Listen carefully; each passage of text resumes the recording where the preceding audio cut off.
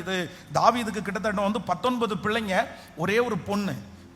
இத்தனை பேருக்கு அவர் தகப்பன்.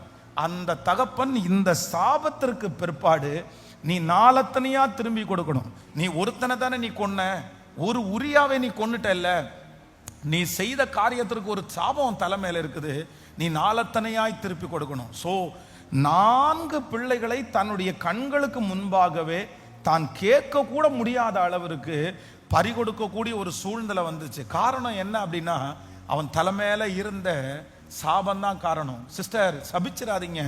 பிரதர், யாரையுமே சபிச்சிடாதீங்க. என் அன்பு தகப்பனே தாயே, நீங்க சபிச்சிடாதீங்க. நீங்க கொடுக்கிற தண்டனை அன்னையோட முடிஞ்சிடும்.